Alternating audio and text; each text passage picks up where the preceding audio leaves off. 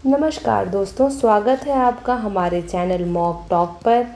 आज के वीडियो में हम आपके लिए लेकर आए हैं बीपीएससी टीआरई 2 में जो क्लास 9 to 10 का एग्ज़ाम हुआ था, उसका जो लैंग्वेज पेपर है आज हम लोग आपके लिए वो लेकर आए हैं।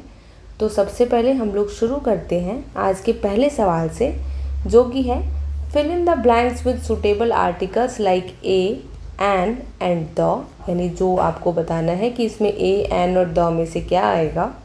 तो पहला सवाल, I have 1 sister and 2 brother.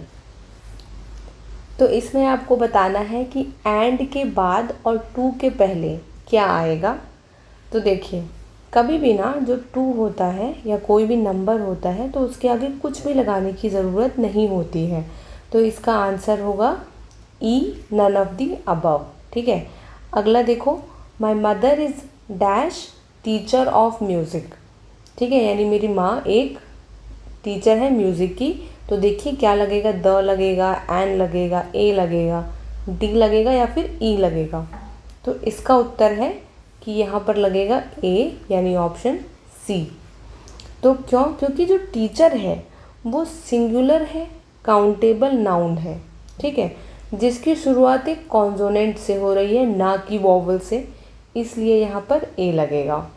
अगला प्रश्न, which of the following is not an animal, यानी नीचे दिए गए ऑप्शन में से कौन सा पशु नहीं है, एनिमल नहीं है। तो ऑप्शन देखिए, बैट, आउल, ईगल, डी या फिर ई। तो इसका उत्तर है साथियों ई, नन ऑफ द अबव, क्योंकि साइंटिफिकली बैट जो होता है वो क्या होता है, वो एक मैमल होता है। आउल क्या होता है, आउल बर्ड होता है। और ईगल क्या है, तो ईगल भी बर्ड है। तो एनिमल कोई भी नहीं है, तो इसका उत्तर है ई।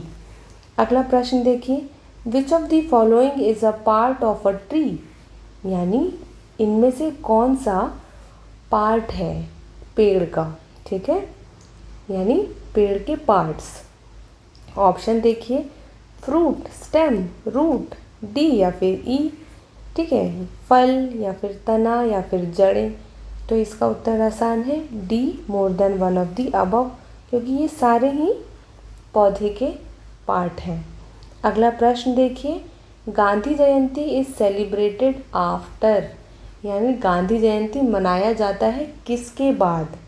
ठीक है, ऑप्शन देखिए, republic day, Deepawali, independence day, D या फिर ई, यानी गणतंत्र दिवस के बाद, दिवाली के बाद, स्वतंत्रता दिवस के बाद, डी या फिर ई।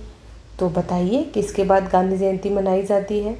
इसका उत्तर है साथियों सी, इंडिपेंडेंस डे। इंडिपेंडेंस डे कब होता है, 15 अगस्त को, है ना।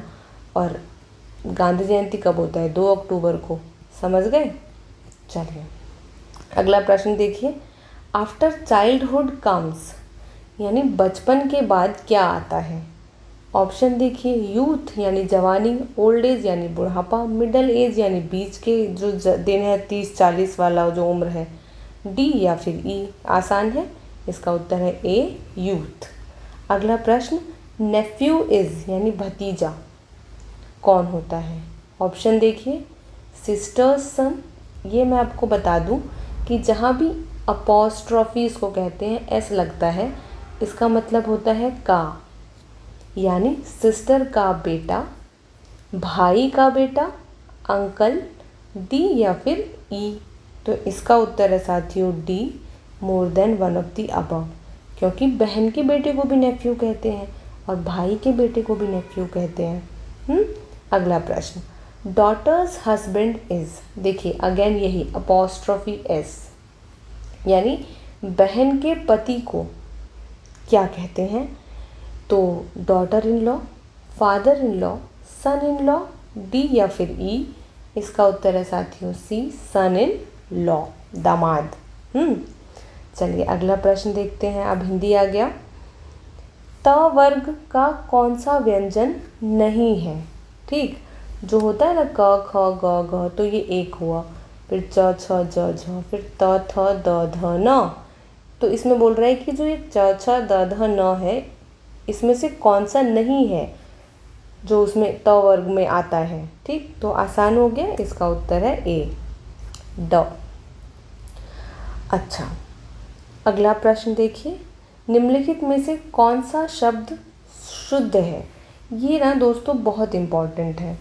क्यों इम्पॉर्टेंट है? क्योंकि कुछ ही ऐसे शब्द हैं हिंदी साहित्य में जिसके शुद्ध शब्द को पूछा जाता है, जिसमें से ये सबसे इम्पॉर्टेंट है अनुग्रहित। याद कर लेना है, रट लेना है कि इसका उत्तर सी है। याद रहे, अ, न में छोटी ऊ की मात्रा, ग्र ये वाला, और ह में भी बड़ी ई की मात्रा आएगी, ये इम्पॉर्टेंट है, बड़ी ई की मात्रा। ये है अनुगृहीत, ना कि अनुग्रहित। हीत लंबा है ना। अगला प्रश्न देखिए, जिसकी नाप तौल न हो सके, वाक्यांश के लिए एक शब्द बताइए। ऑप्शन, अपरिमित, अपरिमेय, अपरिवृत्त, डी या फिर ई। तो इसका उत्तर है साथियों बी, अपरिमेय। ठीक है, जिसे मापा तौला ना जा सके उसे कहते हैं अपरिमेय। ठीक है, अगला प्रश्न देखिए, एक या अधिक ध्वनियों की वह सबसे छोटी इकाई जिसका उच्चारण एक झटके में होता है उसे क्या कहते हैं? एक या अधिक ध्वनियों की, ध्वनि बोला गया है, ध्यान दीजिएगा। तो इसका उत्तर है साथियों सी, अक्षर। क्योंकि भाषाई विज्ञान में एक ही आघात या झटके में बोली जाने वाली ध्वनि या ध्वनि समूह को क्या कहते हैं? अक्षर कहते हैं। अगला प्रश्न देखिए, संज्ञा के मुख्य भेद कितने हैं? आसान है, बहुत इजी है। ऑप्शन 2, 3 या 4। तो इसका उत्तर है साथियों बी यानी 3। संज्ञा के मुख्यतः 3 भेद होते हैं। कौन कौन से होते हैं? पहला होता है व्यक्तिवाचक, दूसरा होता है जातिवाचक, और तीसरा क्या होता है? कमेंट में बताइए। चलिए बता रहे हैं, वो होता है भाववाचक। ठीक है, याद रखिएगा, व्यक्तिवाचक, जातिवाचक और भाववाचक, ये 3 मुख्य भेद हैं। इसके अलावा जो 2 आते हैं वो जातिवाचक के अंतर्गत आते हैं। कौन कौन से? द्रव्यवाचक और समूहवाचक। पर मुख्यतः याद रखना है 3 ही है, एक व्यक्तिवाचक, एक जातिवाचक और एक भाववाचक। चलिए अगला प्रश्न, निम्नलिखित में से कौन सा शब्द स्त्रीलिंग है? ऑप्शन, टांग, शुक्र, जापान, डी या फिर ई। ऐसे शब्दों को करने के लिए क्या करना है कि हर शब्द को ना वाक्य में डाल के देखो। क्या हम बोलेंगे उसकी टांग पतला है? हम ऐसा नहीं बोलेंगे, हम बोलेंगे उसकी टांगें पतली हैं। तो आया ना स्त्रीलिंग। अब जापान, जापान बड़ा शहर है, ये बोलेंगे जापान बड़ी शहर है, पुल्लिंग आया ना, बड़ा बड़ी में। ऐसे हमेशा इसको पहचानना है कि वो स्त्रीलिंग है या पुल्लिंग है, वाक्य में डालकर देखना है। तो इसका उत्तर है ए, टांग। ठीक है, अगला प्रश्न देखिए, मैंने दरवाज़ा खोला, इस वाक्य में कौन सा कारक है? ठीक, सबको याद है वो वाला, कर्ता ने कर्म को कर्ण से के द्वारा संप्रदान को के लिए अपादान से अलग होने का भाव, ये वाला, इससे पता चलेगा। तो इसका उत्तर है सी यानी कर्ता कारक। ठीक है, कर्ता ने, कर्म को, कर्ता, कर्ता के साथ क्या आया? ने आया, और यहाँ है ना मैंने, इसलिए यहाँ पे कर्ता कारक आया। अगर किसी को ये समझना है तो मुझे कमेंट में बताइएगा, मैं आपके लिए वाकई अलग से वीडियो ले आऊँगी इसके लिए, क्योंकि बहुत इम्पॉर्टेंट है, हर बार पूछा जाता है और फ्री के नंबर है। ठीक है, तो अगर आपको लगता है कि आपको ये समझ नहीं आता है कारक, तो मुझे बताइएगा, मैं आपके लिए स्पेशली, एक बंदा भी बोलेगा ना तो मैं उसके लिए बना दूँगी। ठीक है, अगला प्रश्न देखिए, सब इम्पॉर्टेंट है। एक ज़िंदगी अगर सुधर जाएगी ना तो अपनी ज़िंदगी कल्याण है, समझ लीजिए। अगला प्रश्न, ब्राह्मण के निमित्त वस्त्र प्रदान करो, इस वाक्य में कौन सा कारक है? कर्म कारक, संप्रदान कारक, संबोधन कारक, डी या फिर ई। तो इसका उत्तर है बी, संप्रदान कारक। सुनिए ध्यान से, जब किसी को कुछ दिया जाए या किसी के लिए कोई कार्य किया जाए तो वहाँ संप्रदान कारक होता है। के निमित्त है ना, या फिर के लिए, संप्रदान कारक के ही विभक्ति चिन्ह है। ठीक है, आसान है। चलिए अगला प्रश्न देखते हैं, सूर्य पृथ्वी से कितनी दूर है, इस वाक्य में कौन सा कारक है। देख रहे हैं कारक के कितने सारे प्रश्न हैं। अभी भी कह रही हूँ, अगर आपको लगता है कि कारक का आपका कंसेप्ट क्लियर नहीं है, मुझे बताइए, मैं क्लियर करवा दूँगी। बहुत आसान टॉपिक है। चलिए, सूर्य पृथ्वी से कितनी दूर है, तो इसका उत्तर है ए, अपदान कारक। जहाँ दो वस्तुओं के बीच दूरी, अलगाव, तुलना या सीखने का भाव व्यक्त होता है, वहाँ क्या होता है, अपदान कारक होता है। ठीक है। चलिए अगला प्रश्न, प्रथम राजभाषा आयोग का गठन कब हुआ। ऑप्शन देखिए, 7 जून 1950 ईस्वी, 8 जून 1951 ईस्वी, 7 जून 1955 ईस्वी, डी या फिर ई। तो इसका उत्तर है साथियों सी, 7 जून 1955 ईस्वी। चलिए अगला प्रश्न, अविकारी शब्दों के प्रमुख भेद कितने हैं। दो प्रकार के शब्द हैं, विकारी, अविकारी। उसमें भी अब पूछा गया अविकारी शब्दों के प्रमुख भेद कितने हैं। ऑप्शन देखिए, 3, 4, 5, डी या फिर ई। तो इसका उत्तर याद रखना है, इसका उत्तर होता है बी, 4। कौन कौन से 4, तो पहला है क्रिया विशेषण, लिख लीजिए ना हो तो। और अगर आपको फुल वीडियो चाहिए ना इसके ऊपर तो मुझे बताइएगा। हम अभी ना सिर्फ क्वेश्चंस ला रहे हैं। अगर आपको लगता है कि कोई कंसेप्ट आपको नहीं समझ में आ रहा है, हमें मैसेज कीजिए, हम बनवाएंगे अलग से वीडियो। चलिए अगला होता है संबंध बोधक, उसके बाद होता है समुच्चय बोधक, और उसके बाद होता है, बताइए आखिरी वाला, वो होता है विस्मयादि बोधक। ठीक है।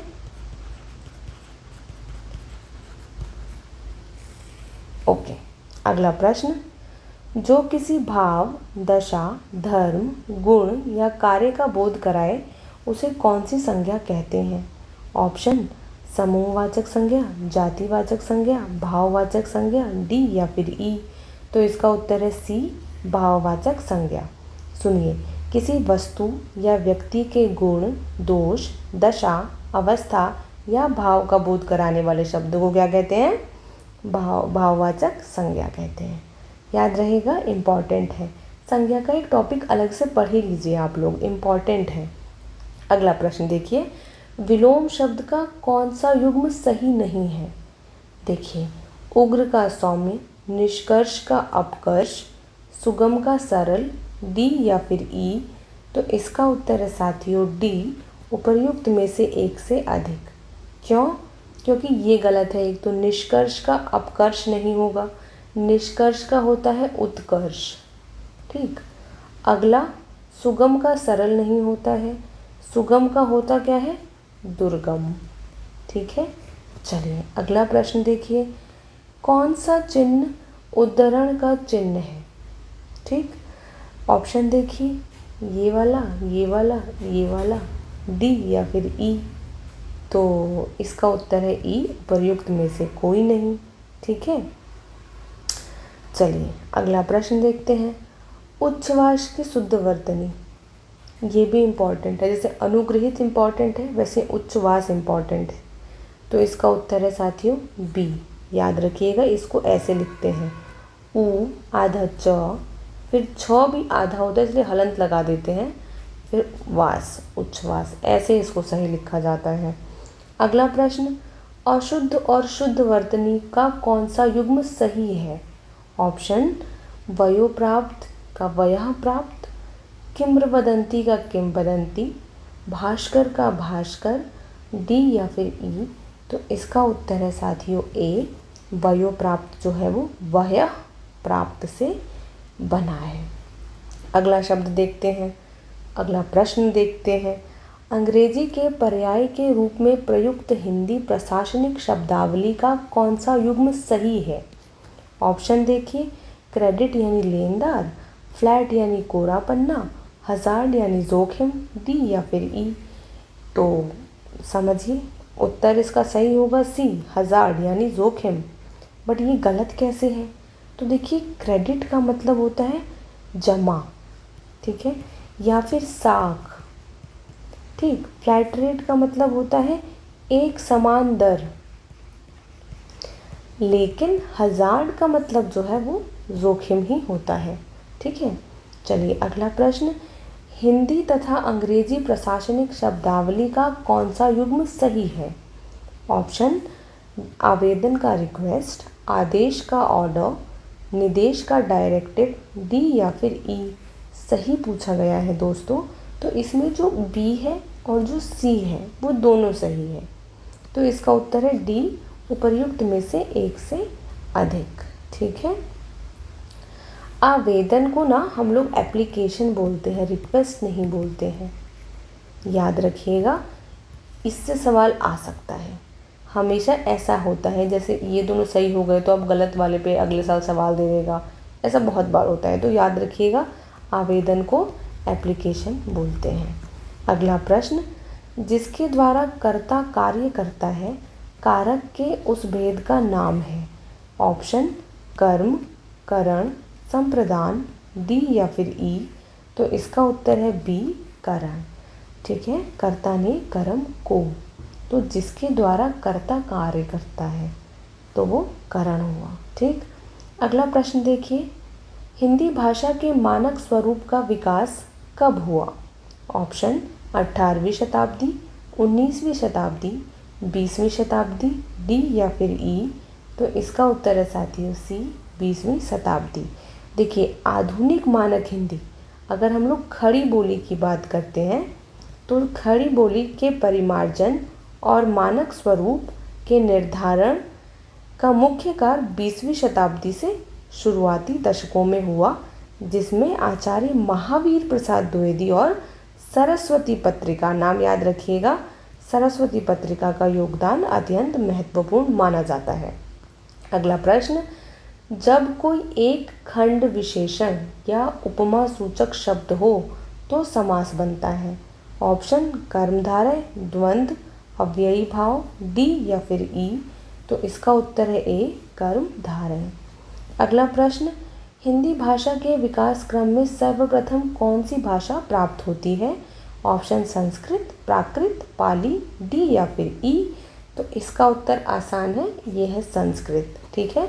अगर हम इसके विकास क्रम की बात करें तो सबसे पहले आएगी संस्कृत, फिर आती है पाली, फिर आती है प्राकृत, और उसके बाद चौथे नंबर पर आती है अपभ्रंश, और 5वें नंबर पर क्या आती है वो आप मुझे कमेंट में बताएंगे। ठीक है, बहुत आसान है। तो हिंट है कि वही हम लोग आजकल बोलते हैं। ठीक है, चलिए, तो इसके साथ ही लैंग्वेज का पेपर हमारा ख़त्म होता है। कल की वीडियो में हम लोग जीएस के सवाल लेकर आएंगे। बेटा मेक श्योर कि आप लोग, हर एक बच्चा, चाहे वो 1 to 5 की तैयारी कर रहा हो, चाहे वो 6 to 8 की कर रहा हो, चाहे वो 9 to 5 की करता हो, 9 to 10 की, या फिर वो 11 to 12 की करता हो, वो सब ये मेरा जीएस का और लैंग्वेज का पेपर बनाएंगे। क्योंकि एक अच्छी प्रैक्टिस मॉक टेस्ट और प्रीवियस ईयर पेपर से ही होता है। और ये दोनों मॉक टेस्ट और पीवाईपी कहाँ मिलेगा आपको? मॉक टॉक के चैनल पे मिलेगा। ठीक है, याद रखिएगा, सारे सवाल के जवाब कहाँ मिलेंगे? तो मॉक टॉक पर ही मिलेंगे। तो मेक श्योर कि आप हमारे चैनल को सब्सक्राइब कर रहे हैं, वीडियो को पूरी देख रहे हैं। आपका कोई भी सुझाव होगा तो आप हमें कमेंट में बताइए, हम ज़रूर रिप्लाई करेंगे। धन्यवाद।